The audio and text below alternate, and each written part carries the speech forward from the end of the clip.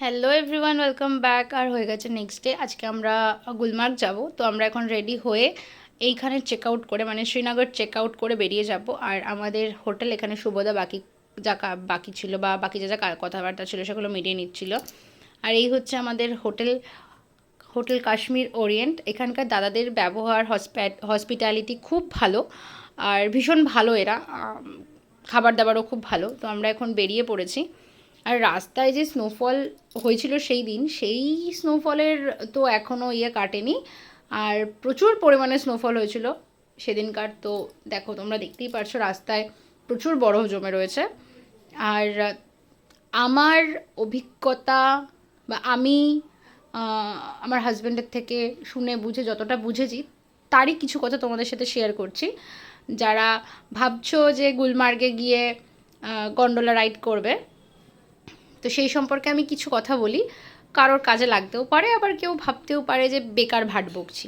তো যেটা বলার সেটা হচ্ছে, আমাদের যে পার্সোনাল গাড়িটা ছিল সেটা আমাদেরকে ওই গুলমার্গের যেখানে শু, জ্যাকেট এগুলো পাওয়া যায় সেই মার্কেটটা অবধি নিয়ে গিয়েছিল। তারপর যেখানে আবার ওপরে উঠতে হবে গন্ডোলার কাজ, মানে রাইডের জন্য, সেইখানে মানে মেন যে গুলমার্গ আমরা যেটাকে বলি, সেইখানে যাওয়ার জন্য আলাদা করে গাড়ি নিতে হবে, যেটার কস্ট মানে ওই জ্যাকেট গাড়ি সব মিলিয়ে আমাদেরকে বলা হয়েছিল 4,000 টাকা। তো আমাদের মধ্যে আমি আর আরেকটা যে দাদা, তারাই শুধু জ্যাকেট আর জুতো দুটোই নিয়েছিলাম। আমার হাজব্যান্ড আর শুভদা, ওরা শুধু জুতো নিয়েছিল যাতে জিন্সটা না ভিজে যায় বরফে পা ঢুকে গেলে। তো সব মিলিয়ে মোটামুটি আমাদের ওই 2 সামথিং পড়েছিল। আর আমাদের বলা হয়েছিল যদি আমরা পার্কিং থেকে পুরো গন্ডোলা অবধি যাই, তাহলে আমাদের সেই ভাড়াটাই, মানে যেটা 3,000 বলেছিল সেটা 5,000 হয়ে যাবে। তো আমরা বলেছিলাম না, আমরা পার্কিংয়েই যাবো, বাকিটা আমরা হেঁটে যাব। কারণ পার্কিং থেকে গন্ডোলা অবধি যেতে গিয়ে মাত্র 5 থেকে 7 মিনিট হাঁটা পথ, কোনো সমস্যা নেই। বরফের মানে ওই স্নো বুটস যদি তোমরা পরে নাও, দেন তোমাদের কোনো অসুবিধাই হবে না। সেকেন্ড হচ্ছে, ওখানে পার্কিংয়ে নামার পর থেকে তোমাদেরকে অনেকে অনেক রকম বলবে যে আমরা পৌঁছে দিচ্ছি অনেকটা, আপনারা যেতে পারবেন না। এই সব একদমই ভুল কথা। পার্কিং থেকে আপনারা নিজেরাই হেঁটে হেঁটে যেতে পারবেন, এরকম একটা আমাদের মনে হয়েছে যে হেঁটে যেতেই পারবো।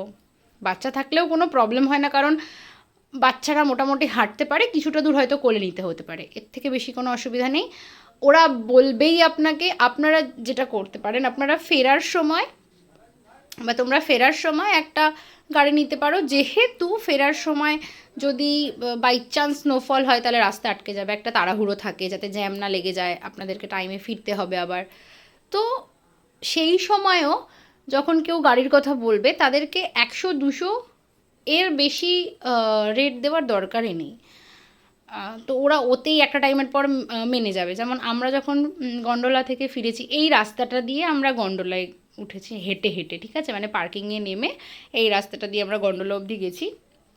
দেন ফেরার পথে এখান থেকেই একটু আগে থেকেই মানে গন্ডোলার কাছ থেকেই আমাদেরকে গাড়ির কথা বলেছিল, আমরা নিচে নিয়ে গেছিলাম। তো এই হচ্ছে গন্ডোলার লাইন, মানে 1 থেকে 1.5 ঘন্টা লেগেছে। কিছুই না, কিন্তু আপনারা গিয়ে এই যে আমাদের দৃশ্যটা দেখার, চারপাশটা শুধু বরফ আর বরফ, ওপর থেকে নিচটা খুব সুন্দর লাগছিল। এটা ফেজ 1, আমরা ফেজ 1এই গেছিলাম, 2তে যাইনি। কারণ আমাদের বলেছে যে 2তে বেশি কিছু দেখার নেই, পুরোটাই কুয়াশা থাকে। তো যারা আপনারা যাবেন তারা একটু বুঝে যাবেন, একই জিনিস দেখাবে। আর গাইড তো একদমই নেবেন না। লাইনে দাঁড়ানোর সময় একটু কিছু চেষ্টা করবেন হাতে রাখার, বাচ্চা হোক বা বড় হোক বা নিজেরা খাওয়ার জন্য, কারণ 1 থেকে 1.5 ঘন্টা লাইনে আপনার লাগবে।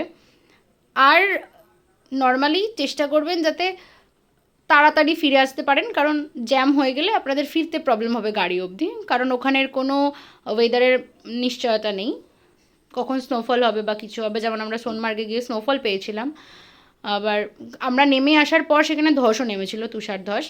তো ভাগ্যিস আমরা নেমে গিয়েছিলাম। এটাই হচ্ছে ব্যাপার, এটাই জানানো ছিল, এটাই আমার আমার অভিজ্ঞতা। আর এখানে আপনারা স্লেজ গাড়ি করেও যেতে পারেন। গরমকালেই জায়গাটা খুব সুন্দর লাগে, তখন ঘোড়ায় করে উঠতে হয় ওপরটা, ওখানকার লোকেদের কাছে শোনা আমাদের এটা। তো বেশ ভালো এমনি অভিজ্ঞতা। আর বাকি এই যেটাকুনি বললাম, গাড়ি ভাড়া বা জ্যাকেট খুব দরকার না হলে নেওয়ার দরকারই নেই। জ্যাকেটটা, জুতোটা নিতে পারো, কারণ ওটা খুব কাজে দেয়। ব্যাস এইটুকুই। আর ভিডিওটা ভালো লাগলে পেজটাকে সাবস্ক্রাইব করে দিও, লাইক কমেন্ট শেয়ার, আর পাশে থেকেও যাতে আরও আরও এরকম ভিডিও দিতে পারি। তো আমার ভিডিও দেখে তোমরাও গুলমার্গ এনজয় করো, আর আমার এই কথাগুলো যদি তোমাদের কোনো কাজে লেগে থাকে তো খুব ভালো। তো দেখো বরফ আর গাছগুলোকে সত্যিই খুব ভালো লাগছিল দেখে যে এরকমভাবে। তো আজকের মতো টাটা, বাই।